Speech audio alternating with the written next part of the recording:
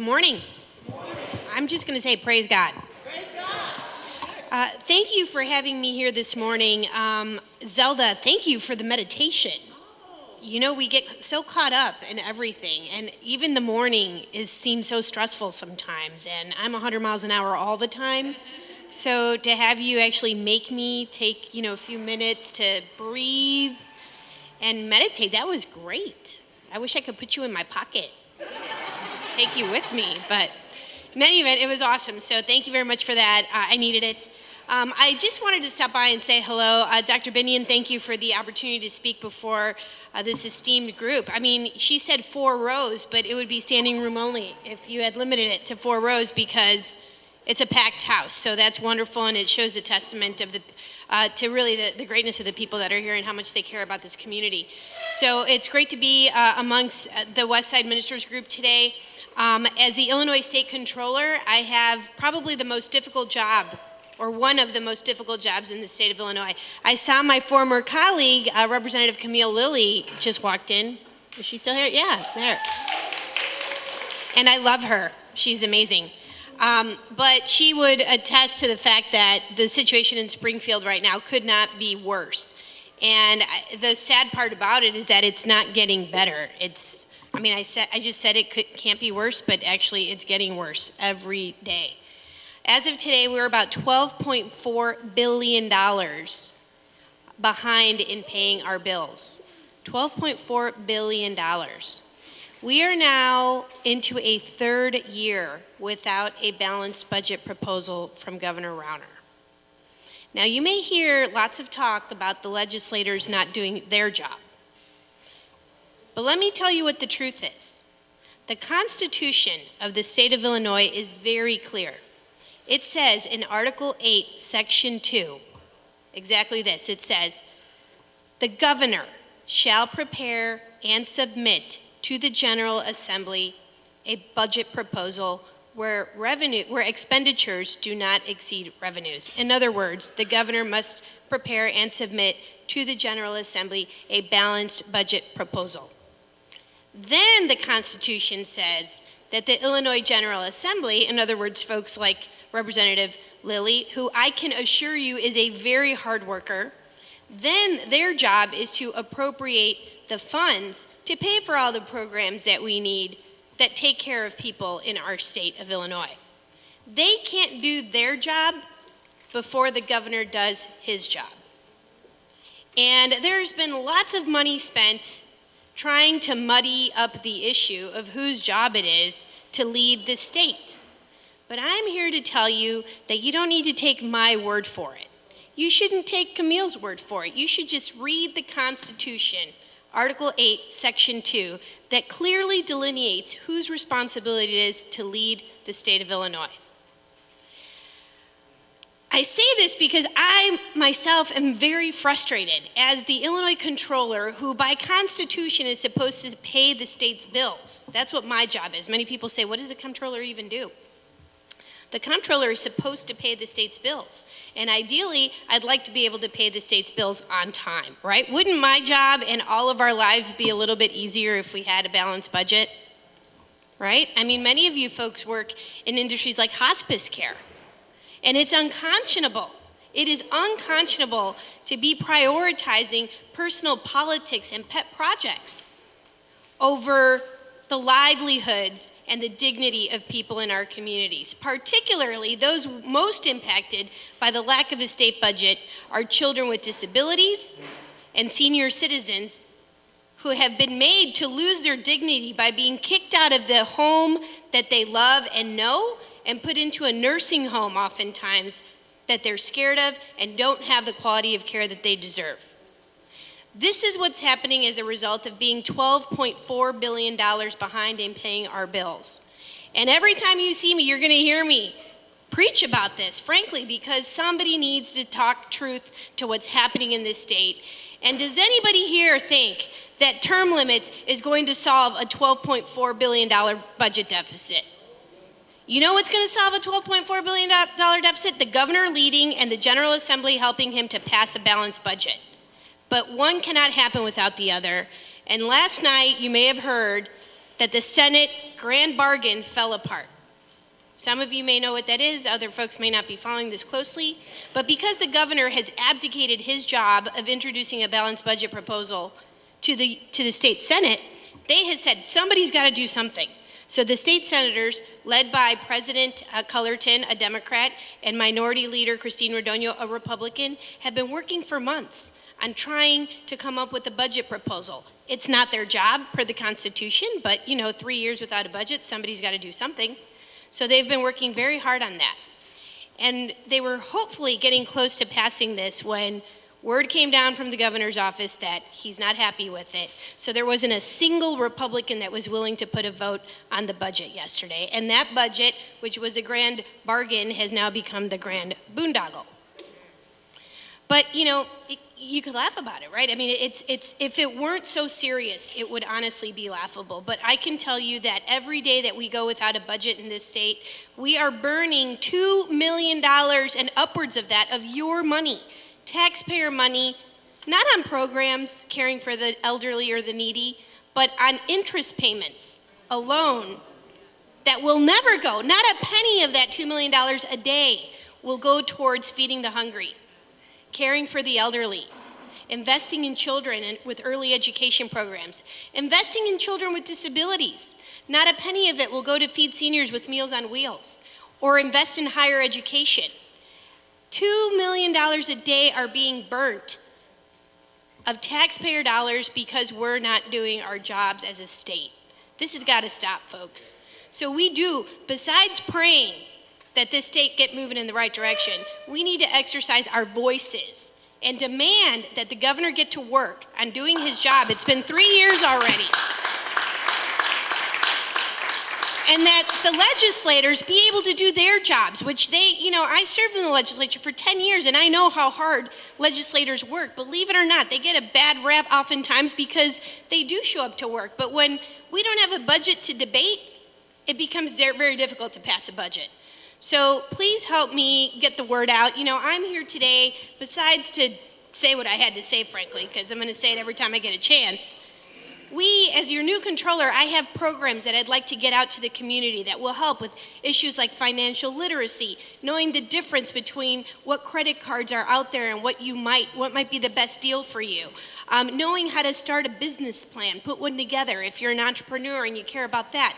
We have resources that are available to you for free as an office that we will be providing. And you can come learn about some of the resources that we have on March 23rd. So I've asked Tony Land, who is over there, if he could please make sure that we have enough of these. I think we have plenty to go around. And if not, just let us know. We'll make more available. But on the 23rd of March, we'll be having a free symposium. It's a meet and greet for me. You already met me, so don't come for that. Come for all of the great information that we have available to the public for free. It will be at the Thompson Center, which is a State of Illinois building downtown, easily accessible through public transportation if you want to avoid paying parking rates. But if you have a moment, come on by, meet people in my office. We have a great team of employees who are really wanting and willing to work hard for the public. And I had the pleasure of leading the city of Chicago as city clerk for the last 5 years prior to becoming Illinois State Comptroller. So I'd like to say thank you to all the people who have stuck with me over the years and who supported me and continue to. And I am, of course, open to any questions. And I see that there's a gentleman over there. Yep. Okay, when is this term up? In 2018, the next election. Yeah. But it's like we can't afford to wait that long. Do you understand what I'm saying? What I'm saying that where I'm going is, okay, there's a clause in the Constitution state that what the governor has to do. Mm-hmm. If the mistake was made, the guy's a multi-billionaire. So that's always dangerous to put a person in there with that kind of money because they really don't have nothing to lose. So it appears that he pretty much totally disrespect you all. He pretty much don't care. So is there anything, okay, the clause states what he has to do. Is there something I'm quite sure that you all probably have looked into federally that can be done in regards to pulling in the federal judge to mandate that something has to be done other than him? We hear the same thing. I've been in law enforcement for 29 years. I hear what the elected officials are saying, going to the state rep, going to our congressmen, tagging them.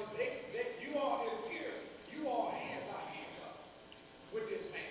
That's a dangerous situation to be in, because I'm almost like the individual that's now president of the United States. Then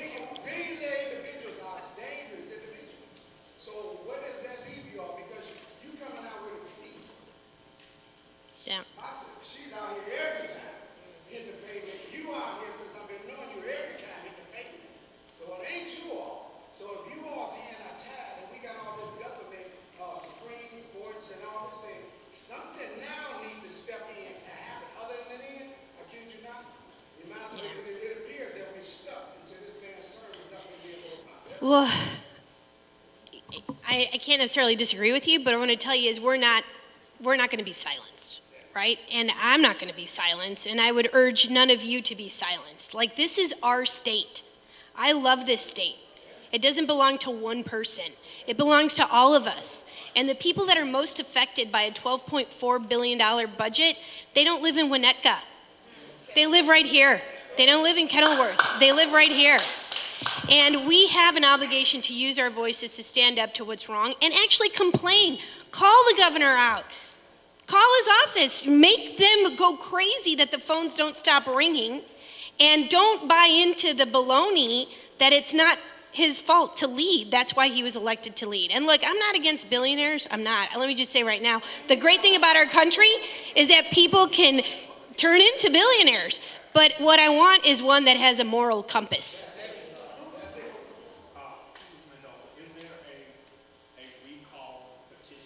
No, there isn't. There isn't a recall, and there can't be because it's not in our laws. And then also, an impeachment thing wouldn't work either because you need Republicans on board, and they're all scared.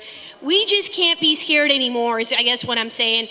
And it probably wasn't the reason or what I should even be talking about today, but this is what's on my mind all the time. We have now that we have $12.4 billion, I want you to remember these numbers, $2 million a day.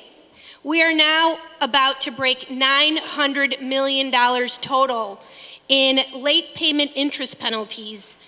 If a budget were to miraculously be approved today, and I would get to start paying the state's bills, we would owe $900 million in late payment interest penalties. You folks understand that's money that will never be invested in people. Imagine what we could do in this community with, $100 million, right? So I need you, the people, to help us as your elected officials. I want to be a voice for everyone who doesn't have one, but it certainly emboldens my voice to know that the people stand with us, with, Representative Lilly, and say, we want to go fight for you, but we kind of need an army behind us to start spreading the message that you're hearing us and that the governor needs to hear you too, and not think that he could just buy every person in this room off. Keith, happy birthday. Got it.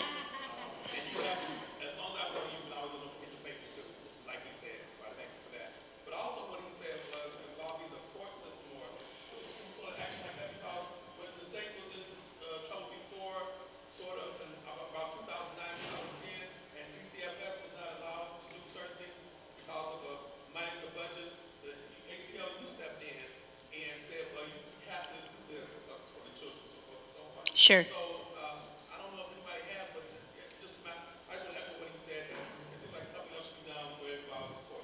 Right, so there's lots of court cases right now. As the Comptroller, obviously I get sued all the time because people want to get paid, and I actually welcome the lawsuits because I want to pay them. And without an appropriation, because we haven't had a budget, so there's no legal authority for me to pay the bills, unless if someone sues me and a judge says that I have the legal right to, then I get to start writing checks, which makes me very happy, right? But there's just no money, so people are suing all the time. The governor, though, you know that there's this lawsuit right now about state employees potentially not getting paid. And I want state employees to get paid. But if a judge tells me, because it's in court right now, that they can't, the governor is saying every time he gets a chance, well, Comptroller Medoza should still pay them. Regardless of what the court says, she should still pay them. So look, clearly he has no respect for the Constitution because he doesn't follow it, for the courts, right? Because he says just ignore whatever a court says, which would be illegal. I mean, I would get arrested and probably be impeached. It's an impeachable offense to knowingly break the law, right? So I can't pay even if I wanted to. And, it just reminds me of someone else that we know that has no respect for the courts, has no respect for the Constitution. And this is what's happening in our state right now. And every day that goes on like this, we are just burning more and more taxpayer dollars. So I really, it's depressing news. I'm sorry to share it with you, but it's the truth. And when I ran for this office, I told you I was going to be a truth-telling fiscal watchdog, and that's what this is about. So please, get behind folks like Representative Lilly. She needs your help. She does. Every day, they're taking incoming from a billionaire governor who has hundreds of millions of dollars to spend on buying TV time, on, he's part owner of newspapers. Why do you think all the press endorses him on everything? It doesn't make any sense to people that are feeling the pinch. But our state finances have never been worse off in the history of our state. Our economy has never been worse. Yet this governor, since taking office in 2014, has more than tripled his personal wealth from $58 million in 2014 to $187 million last year. Right? Does that make sense? No. I don't know anyone here that's tripled their wealth. And our state has gone further south than ever before, and now our governor has been never better off. So why would he be in a hurry to fix things? Yes, sir. I don't think he cares what we think. So I want to ask, how can we, through the legal system, such as the Center for Poverty Law, or some other group of legal representatives, do we need to gather victims and have them do class action lawsuits against the governor personally and go after his wealth, or criminal charges for criminal malfeasance of office? Because if it is his legal constitutional responsibility, he is practicing malfeasance of office as I understand the word. Also, there seems to be an issue of negligent disregard. If people are literally dying or suffering, if children are not being cared for, then there are victims, and that is criminal. Mm-hmm. And if it can be laid directly at his doorstep, who do we need to get on our side to present that case or those cases to go after him? Mm-hmm. This is what we're talking about. We, the people, have the power to actually effectuate change. If you just leave it up to the politicians, look, we can talk about this, but he just discounts that as, oh, it's just these politicians that don't do anything. That's not the truth at all. The people, though, can't be ignored after a certain point. And so I am urging folks to write letters to your newspapers. Call the editorial boards, write to the op-ed pieces. I wrote one not very long ago when he was supposed to do his budget address, urging him to to introduce a balanced budget proposal, to do his job. It was all over the state in the editorial boards. He didn't listen, of course, but if the people start rising up in a nonviolent way, but rising up with our voices and saying, enough is enough. I don't care how much money you spend on this messaging. I just read the Illinois State Constitution, Article 8, Section 2. And it is really clear what it says and whose job it is to do what and in what order. And I'm going to close with this. I have a 4-year-old little boy, and he is learning to speak both English and Spanish. And he knows his ABCs in both English and Spanish. I'm very proud. But he has learned that A goes before B, and B goes before C, and C goes before D, ... right? A is the governor preparing and submitting a balanced budget proposal. B is the legislature getting to work on negotiating out what the final agreement is and passing a balanced budget. C and D, you could say that's the comptroller getting to pay the state's bills and the state treasurer getting to invest your money. And right now, the state treasurer has to invest what little tax revenue comes in short-term vehicles that make very little money for the state of Illinois, if they even make any. We're missing out on millions and millions of dollars worth of better investment opportunities because we need the liquidity to be able to make sure that a nursing home doesn't close down tomorrow. right? And in order to have that money available for me to make a tiny payment that keeps the doors open, that means we're not investing your money in longer term vehicles that produce more money for the state of Illinois. So A affects B, which affects C, which affects D, and most importantly, it affects you. And that is a major problem. So we all are in this together. This is not a fight that's happening in Springfield that you guys should just hear about on TV or read about in the paper. If you care about your state and you care about your community, it all comes down to the local level and organizing on a local level and helping us be able to truly have the power behind our words when we're speaking on your behalf. So can I please count on you? Yeah, that was kind of quiet. I don't know about that. Yeah.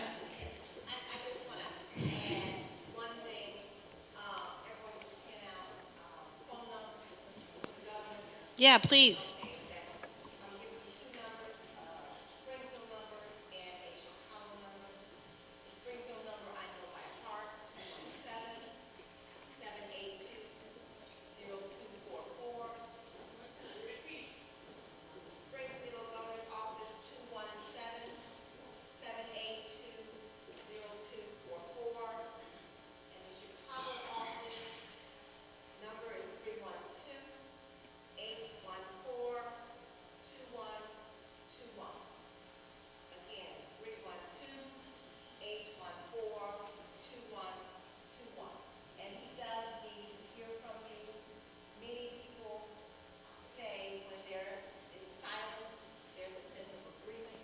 Mm-hmm. If you are silent with our governor, you believe you are in agreement, you need to voice your opinion in your office.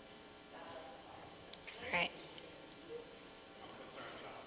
Yes. No.